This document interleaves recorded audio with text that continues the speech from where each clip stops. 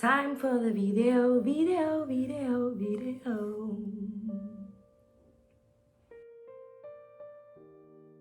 Hello tout le monde, j'espère que vous allez bien et que vous avez passé une bonne semaine et un super week-end.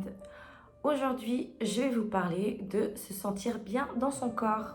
Enfin, comment je fais en sorte de me sentir bien dans mon corps.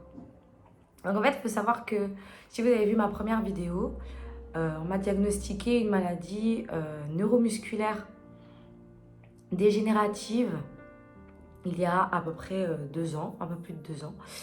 Et donc, et aussi une endométriose. Alors voilà, ça fait déjà pas mal de choses où tu te dis, bon ben, je me sens pas bien déjà dans mon corps dû aux douleurs que je ressens au quotidien. Et en plus de ça, j'ai une alopécie.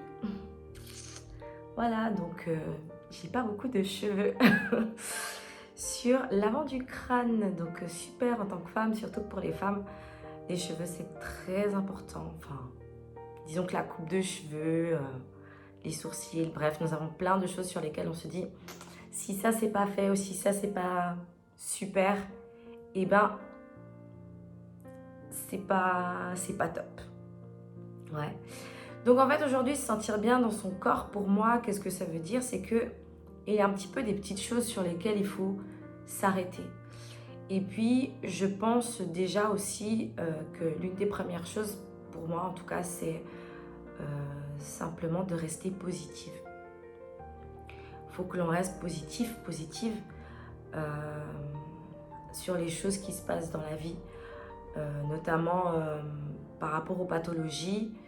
C'est vrai que c'est dur, c'est pas évident de se dire oui mais j'ai ça, en plus c'est dégénératif, pour combien de temps, ou peu importe, mais combien de temps ça va durer, ben, on sait que c'est incurable, mais enfin voilà, il y a aussi cette notion de pronostic vital, etc. Puis on se dit non, il faut rester positif en fait, il ne faut pas se laisser abattre par ces choses-là.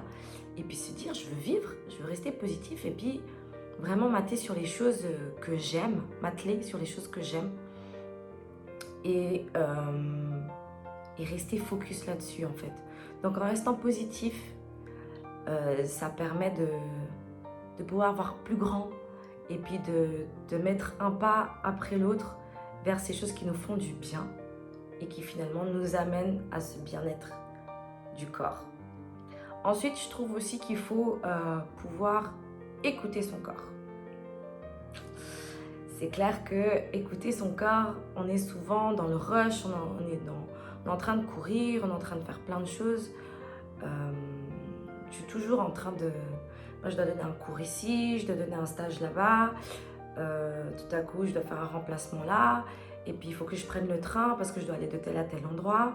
Et puis ensuite, je me pose et puis je me dis « Ah, mais mon Dieu, je suis très fatiguée, mais je continue quand même parce qu'il faut le faire. » Mais au bout d'un moment, c'est plus des notions de « il faut le faire ». J'ai la chance d'avoir la motricité, donc de pouvoir marcher. Je sais qu'il y a beaucoup de personnes dans ce genre de pathologie qui ont déjà une difficulté au niveau de l'utilisation de leurs jambes. Moi, c'est plutôt au niveau des mains. Des fois, quand je prends un stylo, j'ai l'impression d'avoir 5 ans. Je me concentre pour écrire. Mais simplement aussi écouter son corps et s'arrêter vraiment un moment. Se dire, ok, qu'est-ce qu'il me dit? Il nous donne des messages. À un moment donné, il nous dit stop. Et il faut vraiment s'arrêter. Il ne faut pas se dire oui, mais bon, ça va. Je sens qu'il est fatigué, mais je pense que je peux encore un petit peu pousser dessus. Ne le faites surtout pas. Écoutez vraiment votre corps parce qu'il vous dit tout. Il vous dit absolument tout. Donc, allez vraiment chercher à l'écouter. En plus, votre corps... Enfin, je pense que vous connaissez cette citation qui dit que le corps, on n'en a qu'un.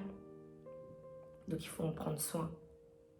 On n'en a qu'un. On n'en a qu'un seul. Donc, il faut vraiment en prendre soin au maximum. Et puis, le fait d'écouter notre corps aussi, surtout quand on a les douleurs neuropathiques, que ça commence à nous attaquer, on a tendance à vouloir contrer ça. Et en fait, c'est simplement que le corps il est en train de te dire « Là, je préférerais que tu ralentisses un petit peu. Écoute-moi, je préfère que tu ralentisses un peu pour qu'on puisse repartir mieux. Parce que si on tire dessus, en fait, on ne va pas non plus nous aider à se sentir bien avec la pathologie. Je ne dis pas qu'on doit s'habituer à la pathologie en mode oui, elle est là, alors on doit faire avec et puis on doit se sentir bien et puis faire comme si elle n'existait pas. Non, de toute façon, certes, il ne faut pas être il ne faut pas nier qu'elle soit là, mais disons que comme elle est là, faisons en sorte quand même de collaborer de manière à pouvoir se sentir bien au quotidien. Ouais. Ensuite, il y a aussi pour moi des choses qui, je trouve, m'aident beaucoup en tout cas. C'est déjà d'avoir des passions que je peux pratiquer aujourd'hui, des passions qui me permettent de pouvoir me libérer et d'avoir une connexion avec moi-même. Simplement en fait, d'avoir quelque chose pour moi, ces petits moments qui sont là pour moi, qui m'aident à m'évader, parce que oui, forcément, donc je suis prof de sport, prof de danse, par moments aussi un peu aussi dans le vocal. Et même si ce sont mes passions, j'ai quand même besoin à un moment donné de juste switcher et être de l'autre côté. C'est-à-dire de moi prendre un cours, me faire coacher, d'être spectatrice plutôt que actrice sur une scène. Tous ces moments aussi qui sont là pour que je puisse m'évader et être en connexion avec moi-même dans le sens où quand je prends un cours par exemple, je danse pour moi. Quand je vais m'entraîner aussi. Quand je vais m'entraîner, je fais les choses pour moi. Et ce sont des choses qui me font du bien. Je sais pas, vous avez par exemple des cours comme l'assouplissement, vous avez le pilate, toutes ces choses vraiment qui peuvent vous permettre de pouvoir vous évader et de vraiment être avec vous-même et de ne pas avoir les autres, de ne pas devoir donner une énergie qui soit par exemple, je sais pas, à 120% ou à 100%, mais vous pouvez la gérer dans la nature. Il y a toutes ces choses-là. Moi, j'aime beaucoup aller marcher. Je profite aussi quand je peux, avec l'énergie, me le permettre de pouvoir aller marcher avec mon chien. Ouais, simplement ces choses-là qui vous permettent d'avoir cette connexion, le dessin, la peinture, enfin, il y a tellement de choses qui peuvent vous permettre de pouvoir faire. Il faut aussi chouchouter votre corps. Votre corps a besoin d'être chouchouté. Il a besoin qu'on prenne soin de lui, que vous preniez soin de lui. Donc, vous faire masser, faire des bains thermaux, peu importe, mais prenez ces petits moments moi je les appelle ces petits moments de cocooning. Vous êtes là, moi j'aime bien mettre en mode cocooning. D'ailleurs, je suis toujours un peu avec mon coussin. J'aime bien, c'est des petits moments où j'aime bien me retrouver. Ouais, un peu comme protégée, comme bien avec moi-même. Dans les bras de mon chéri aussi, j'aime bien être cocoonée. Justement, on aime bien ces petits moments où on est chouchouté, où on se fait chouchouter. Mais souvent, en fait, c'est plus facile des fois de se faire chouchouter par les autres que nous-mêmes vraiment prendre ce temps-là et se dire, ok, là maintenant, allez, je m'arrête un moment, vraiment, je prends du temps pour moi, pour aussi avoir ce regain d'énergie et pouvoir attaquer ma journée, attaquer ma semaine. Donc vraiment juste ce moment de détente, de relaxation, ouais, pour soi.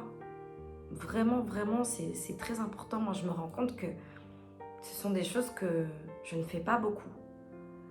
Et mon corps en a réellement besoin. Parce que je suis constamment sur les muscles, constamment en train de solliciter mon corps. Et avec la pathologie, ça fait un peu... par moments, je suis un peu en mode oula, qu'est-ce qui m'arrive? Puis il me parle vraiment, hein. C'est comme en fait, une hyperactivité des nerfs, des nerfs périphériques, ben du coup ça fait un peu... C'est vraiment hyper électrique. Et je le sens vraiment physiquement, je le sens. Et ça fait mal. Et en fait, mon corps il me dit mais, hé, oh allô, en fait t'as juste carburé quoi. T'as juste envoyé le truc à fond, tu te donnes à fond, machin et tout, mais c'est possible de s'arrêter un petit moment. Donc vraiment, posez-vous. Prenez ce temps de vous poser. Et ensuite, j'ai une question pour vous. Est-ce que il y a des parties de votre corps que vous préférez? Oui, non? Mettez-les en avant. Ouais. Mettez-les en valeur si ce sont vos yeux. Faites un maquillage qui fait ressortir la couleur de vos yeux. Si vous aimez bien vos cheveux, détachez-les de temps en temps ou faites, je sais pas, des jolis chignons. Des choses, ouais, voilà, qui vous font du bien en plus. Ou vous pouvez vous voir différemment aussi. D'accord? Par exemple, ben, moi, vous avez compris, j'aime pas mes cheveux. Disons que cette alopécie fait que je suis un peu en guerre avec eux. En plus, je suis beaucoup trop fatiguée pour à chaque fois être là, faire des massages, parce que ça prend du temps. Et puis, c'est pas que j'ai pas envie de le faire, c'est simplement que vraiment, je suis fatiguée en fait. Donc, je me dis, ouais, mais non, c'est bon. Ça va, je le fais quand j'y arrive et puis voilà. Après, quand je le fais, je suis là, ah, c'est bien. T'as été constante pendant un petit moment, mais il faut être constante beaucoup plus longtemps que ça. Bref, j'y arriverai. C'est mon objectif, j'y arriverai. Donc ouais, essayez de penser aussi différemment. Être aussi tolérante en fait, avec vous-même. Soyez tolérante avec vous. Parce que les femmes, on a tendance à se dénigrer un peu trop rapidement. À se comparer. À vouloir ressembler à une telle ou une telle. Alors que nous-mêmes, on a notre force. On a notre force. On a notre sensibilité. On a notre sourire. N'oubliez pas de garder le sourire. Moi, je vous avoue que, juste pour une petite anecdote, à l'hôpital, on m'a prise pour une folle. Quand je leur disais que je souffrais, que j'avais vraiment des douleurs de dingue, je vous assure, j'en pleurais, mais non, mais c'était vraiment affreux. Pour dormir, il me fallait quelque chose de très chaud, chauffé dans des étuves, pour vous dire. Hein. Donc oui, on me prenait pour une folle. Parce qu'en fait, malgré ça, je voulais pas me laisser abattre. Parce qu'en fait, ils ont fait des investigations, ils savaient pas ce que j'avais. Donc, j'ai pas voulu me laisser abattre par ça. Alors, j'ai demandé un tapis de sport pour pouvoir faire mes abdominaux, mon assouplissement. J'allais de temps en temps faire du vélo à l'étage. Bon, pas trop intensément parce que j'avais déjà perdu beaucoup de poids. Je faisais 50 kilos. Aujourd'hui, j'ai bien repris. Enfin, je suis à 57. J'ai fait pas mal de musculation pour justement pas paraître trop fine. Et du coup, ouais, j'étais souriante tout le temps. Mais tout le temps. Je rigolais. Les infirmières, ils voulaient à chaque fois venir dans la chambre où j'étais. Parce qu'ils se disaient, mais oh là là, mais qu'est-ce qu'il y a de la vie ici? Et en fait, les médecins, les docteurs, parce qu'il y avait à chaque fois, pour vous dire, tellement on ne trouvait pas ce que j'avais, il y avait à chaque fois une quinzaine de médecins qui venaient me rencontrer. Donc, ils se sont dit, non mais, c'est dans sa tête en fait. C'est dans ta tête. Même encore, ils m'ont laissé partir de l'hôpital en me disant, oui, alors vous inquiétez pas, mademoiselle, tout va bien se passer, gardez le moral, tout va bien se passer. Mais en fait, j'avais pas besoin de garder le moral, je l'avais. Donc en fait, c'est ça, c'est le fait de sourire fait aussi que, ouais, ça banalise un petit peu, mais pas au point de donner moins d'importance ou de donner cette impression qu'il n'y a rien. Mais vraiment dans le sens où finalement on vit, quoi. Certes, c'est vrai, il y a les pathologies et des pathologies plus graves que d'autres. Quand je fais ça, c'est simplement parce que pour ceux qui ont des pathologies, comme on m'a diagnostiqué, ce sont des pathologies invisibles. Donc on ne voit pas ce qui se passe. On nous voit là, sourire ou être toujours là à sociabiliser, etc. Mais on ne voit pas ce qui se passe vraiment. Et puis quand on dit qu'on est très fatigué, c'est « Ah mais t'es tout le temps fatigué, ah machin », parce qu'en fait au départ forcément on ne veut pas en parler. Parce que c'est un peu tabou des fois de parler des pathologies. Puis après ça dépend aussi, il y en a qui sont un peu plus gênés que d'autres personnes. Mais voilà, le fait de sourire et puis de donner de la vie dans ce qu'on fait et de l'amour dans ce qu'on fait finalement, ben, ça nous permet aussi de se dire « Ok, c'est vrai, elle est là. Il y a quelque chose qui se passe dans mon corps qui n'est pas agréable ou qui m'empêche de faire telle ou telle chose. » Par exemple, vous voyez, je parle dans les vidéos, je me fatigue énormément. J'ai la voix qui commence un peu à baisser depuis le début, plus ou moins de la vidéo. Je sens que je fatigue. Donc ça devient de plus en plus difficile, mais voilà, je veux passer outre ça parce que je fais quelque chose que j'aime. Je trouve d'autres choses à faire ou une autre manière de pouvoir extérioriser aussi ce que j'ai au fond de moi. Et dites-vous que malgré tout ça, malgré tout ce qui peut se passer, vous êtes belle.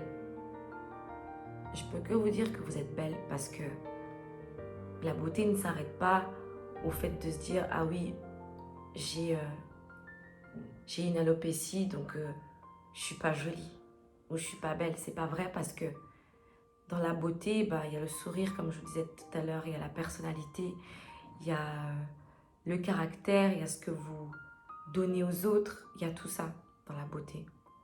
Donc restez belle, restez positive et surtout, faites ce que vous aimez pour pouvoir vous retrouver et trouver ce que vous pouvez faire aujourd'hui, malgré ça, pour pouvoir prendre soin de vous et vous sentir bien dans votre corps. Et je vous remercie d'avoir regardé la vidéo et je vous souhaite à toute une bonne journée. À bientôt. Ciao.